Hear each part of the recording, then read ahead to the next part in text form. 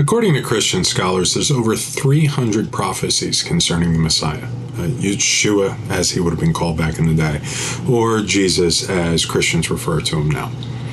These prophecies are spread throughout the texts of the books that came from the Jews. It's been compiled into what they refer to now as the Old Testament. But that is actually pretty amazing when you think about it, right? Like the idea that 300 times or more that their Messiah was prophesied about, that really speaks to the power of their God, that he has say over time. He's able to see into the future. He's able to look past all of our choices and the change that could happen. And so to be able to talk about the idea that when God himself comes in, it becomes a man and joins us here as humanity to show us a better way. It's a really astounding thought. And so what I actually want to do is take a look at one of these verses. I'm going to jump in Numbers. It's going to be from chapter 24, verse 17. So this prophecy was actually not given by one of the typical Hebrew prophets, somebody like Ezekiel or Jeremiah or Daniel. This was actually given by a man by the name of Balaam. He was hired by the Moabite king Balak to come and put a curse on the Israelis. The Israelis at that time had come out of Egypt. They had done their 40 years wandering the desert through the Sinai Peninsula, and now they were clearing the land of the previous inhabitants, basically taking the land that God had promised to them.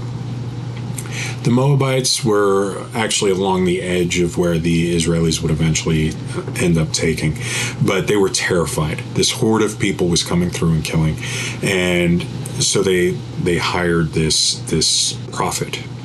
And the prophet was actually told by God that he was not to put a curse on the Israelis. The prophet was shown some things, and here he is speaking about a little bit of what he saw. It says, I see him now, or I see him, but not now. I behold him, but not near. So it's pretty powerful stuff, right? He's seeing this future king, and I behold him but not near, and saying not now suggests a time far away. So I mean, it's impressive, right? And it continues with, a star will come out of Jacob, a scepter will rise out of Israel. So we have a king-like figure, a star. The star is, even Christians will reference the idea of the star, the three wise men followed to Bethlehem. There's reference of a star in Revelation. So this is actually called back to say that this is the star that came out of Jacob, the king that rose out of Israel. So pretty impressive stuff. Before we continue too much talking about that verse, I actually want to sidetrack for a minute. So prophecy, most people consider it just fortune telling. The idea that somebody could see the future, that God is speaking through whatever this prophet and letting them know something that's going to be happening. But that's not all of it. Prophecy can be a call to repentance, divine guidance, warnings, just any time that somebody is open to divine words to come through them and to go out to the people. The idea of fortune telling, though, is actually the most powerful form of prophecy, because obviously you've got to reach through time in order to be able to give these words, right? Like something has to be foreseen. So there have been an awful lot of people through the past who have actually attempted to do these things, to prove their might, to prove their connection to the divine by giving prophetic words to whatever group of people are listening to them. There have been quite a few messianic cults that have risen up through the past, or doomsday cults. There was one in particular, though, that actually got the attention of some researchers. These researchers had actually been trying to dig through books and writings of the past and build a psychological profile of people who had been in either these doomsday or messianic cults. And the problem with that, though, is that they either had writings from people within the cult, which means that they were going to be kind of speaking a little higher than the cult necessarily deserved. They didn't want to shine themselves in a bad light. Or you had writing from people on the outside, and these people thought that the cult members were idiots. So the writings about them were not going to be very positive. They were only going to pick out the worst. But these researchers, while they were in the middle of trying to do this, actually happened to come across a newspaper article about a cult that was actively prophesying an end time scenario. So they actually sent a couple of observers to infiltrate this cult. And they were able to take a lot of notes and really kind of observe the psychology of the different people who were involved. The cult was called the Seekers. They were following this lady who had she decided to become a medium, and she had started doing this automatic writing.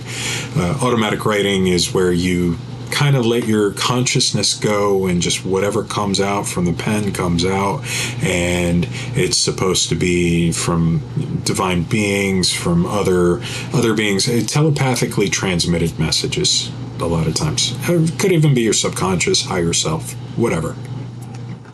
But this lady ended up getting messages from aliens that were warning that the planet was about to undergo a huge calamity, that it was going to really basically destroy humanity, and that the aliens were going to need to come and save some of the people that were here on Earth now.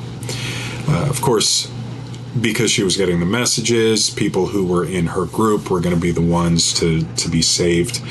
And so she ended up developing a small following. They were really, really quiet at first. They didn't want attention. They didn't want anybody really looking in at them. And even getting membership into this cult was difficult. The first couple of observers kind of had to lie, tell the lady what she wanted to hear in order to get in, that they had dreams that had told them to come, stuff like that.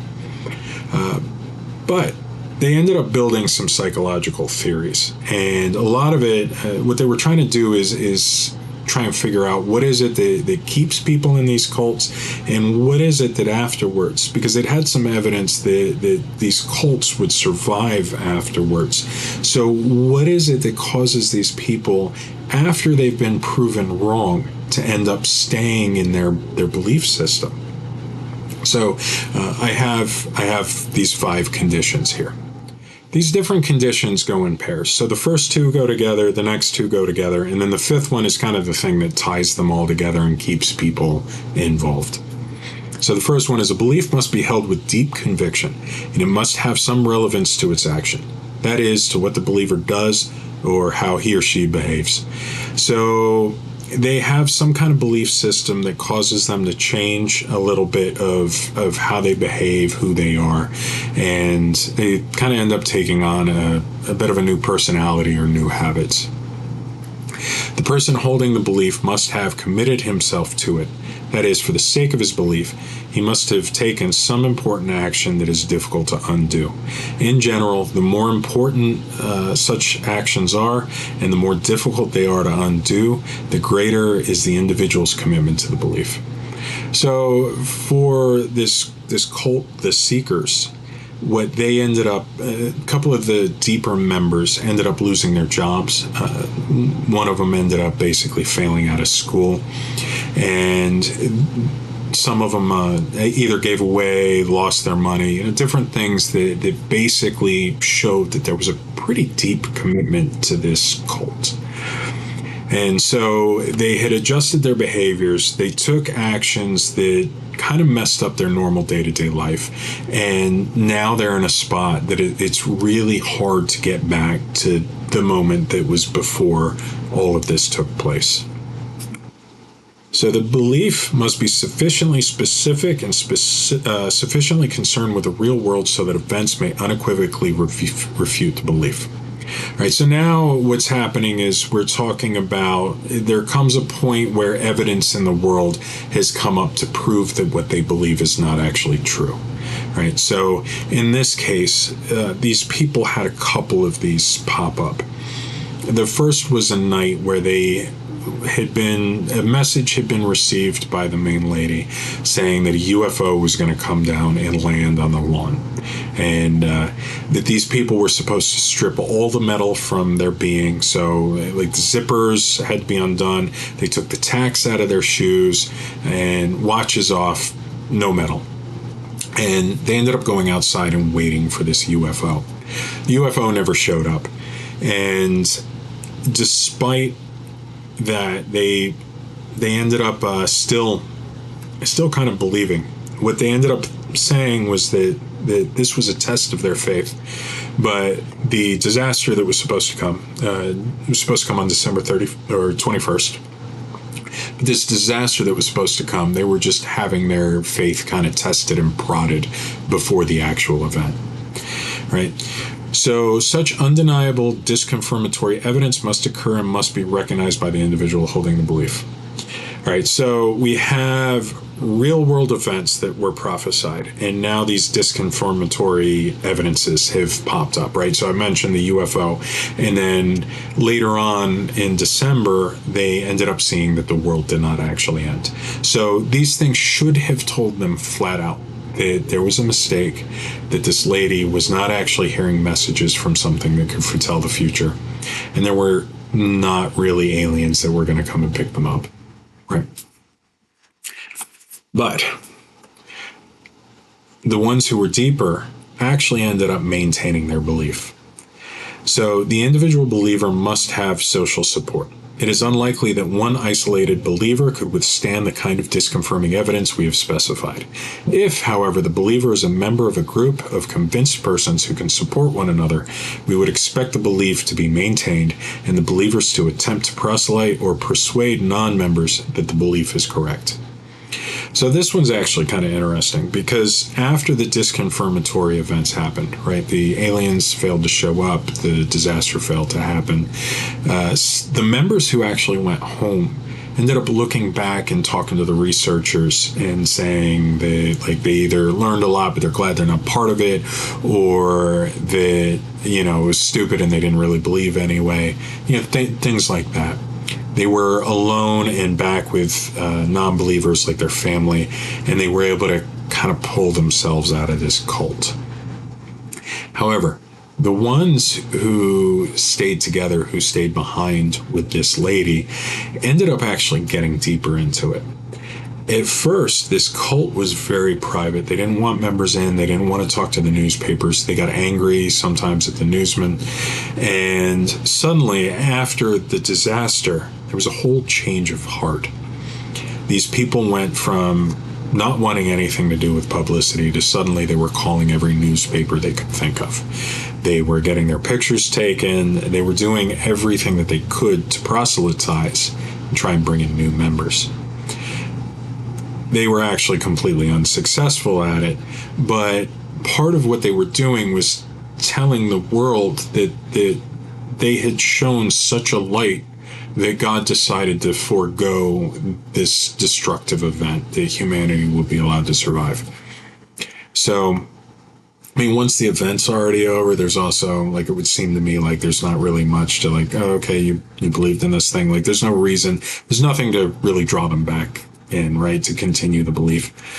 But the people who ended up staying, like I said, like, really just dug in after that.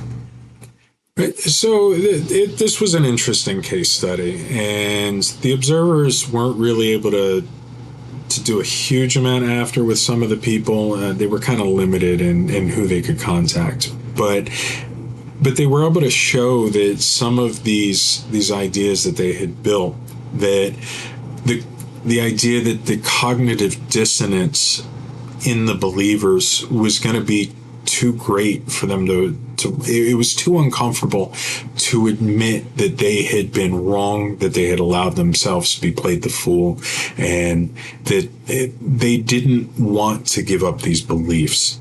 And the idea ended up being that if they could just convince other people that these things were real, that it didn't mean that they were wrong. It meant that there was something else that happened, or maybe these events happen in the spirit plane, but not really here on physical Earth. So they were never wrong. And they're able to kind of soothe that cognitive dissonance through proselytizing. But it's interesting because the Bible is full of prophecies, right? So with a lot of these prophecies, the problem with them is that they actually, there's three kinds that I like to point out that come from the Bible. The first is being a misrepresentation. So we have something that is either devoid of context from the rest of the book, so scriptural and textual context. They're devoid of historical context. So basically the verses are removed from what was going on in that time period.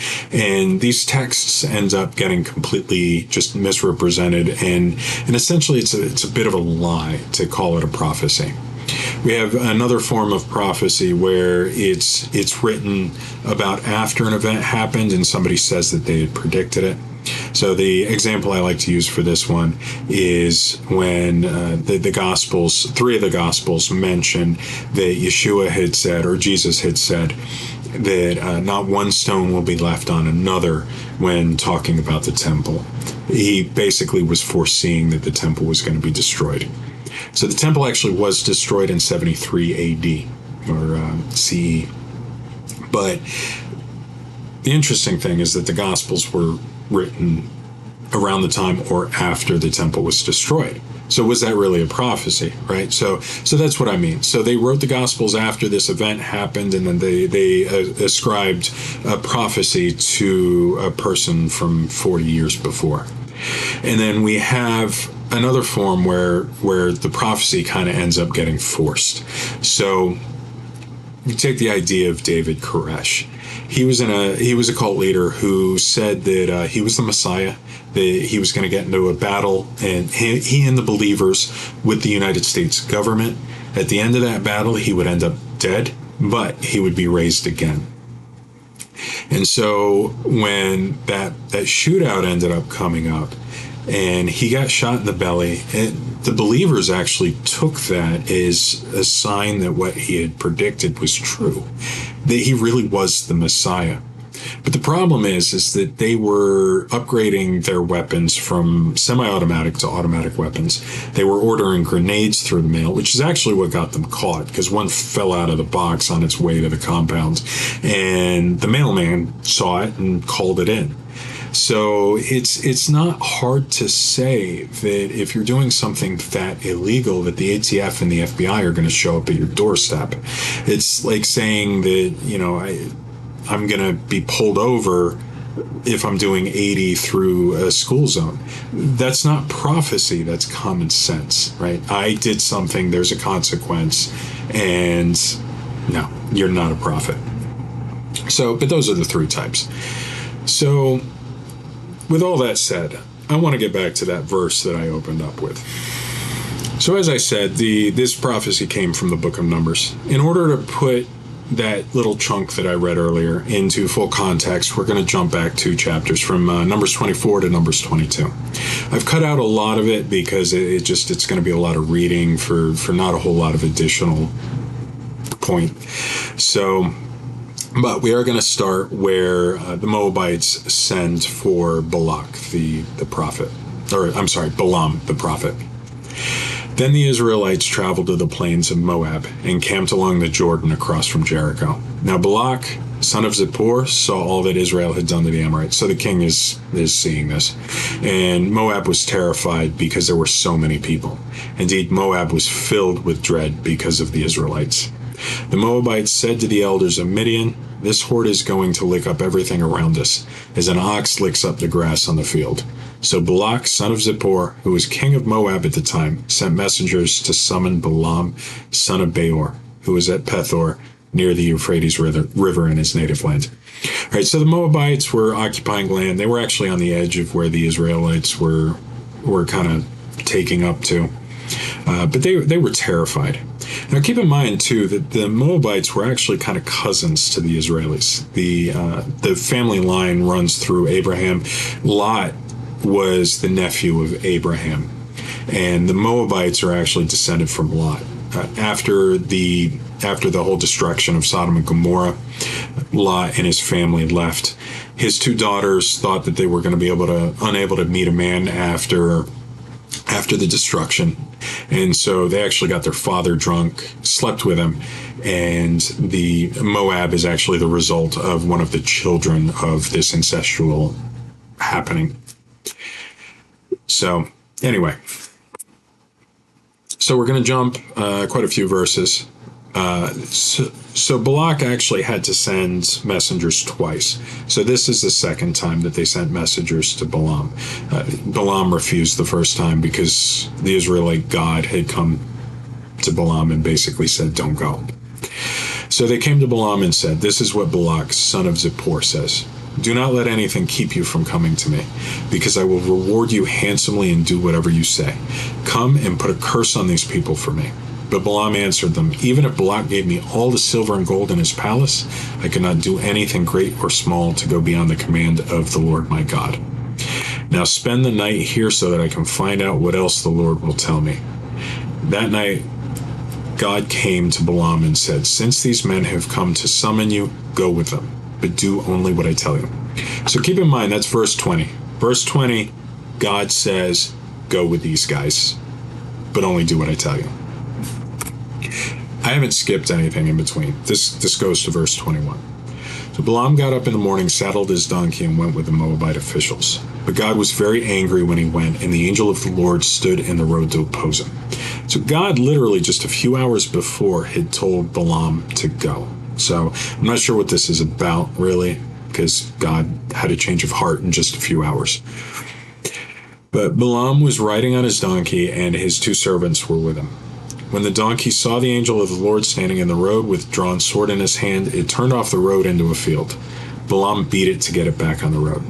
Right, so the donkey's scared of this apparition that's appeared in front of him, and Balaam doesn't realize it's there, so he beats the crap out of the donkey. Then the angel of the Lord stood in a narrow path through the vineyards with walls on both sides. When the donkey saw the angel of the Lord, it pressed close to the wall, crushing Balaam's foot against it. So he beat the donkey again. Okay, so now he's beat the donkey a second time. The angel of the Lord moved on ahead and stood in a narrow place where there was no room to turn, either to the right or to the left. And when the donkey saw the angel of the Lord, it lay down under Balaam, and he was angry and beat it with his staff. So he beats the donkey again. Then the Lord opened the donkey's mouth, and it said to Balaam, what have I done to you to make you beat me these 3 times?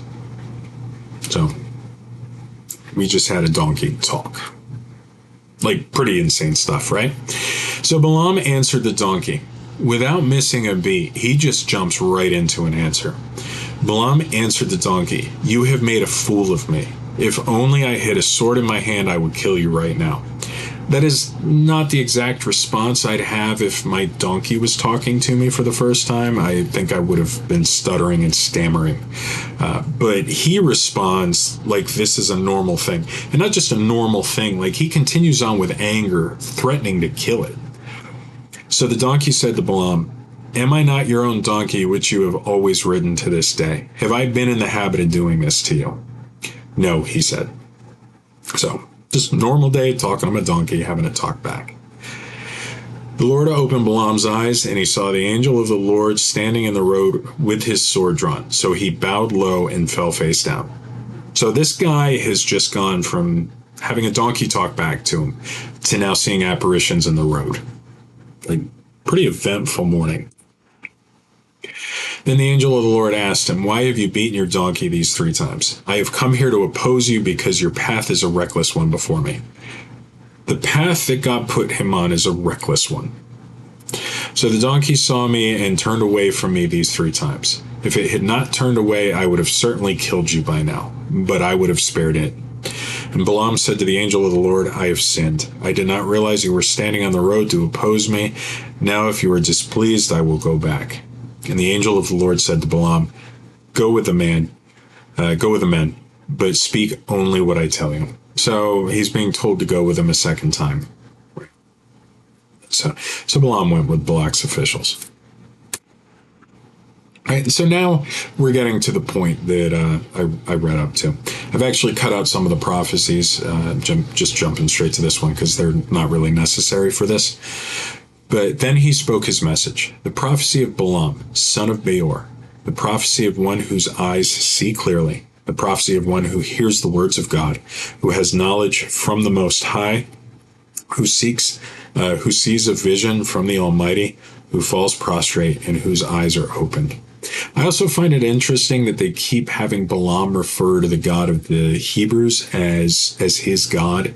They make very clear earlier on, because he does divination and he does some things the Israelites are strictly forbidden from doing.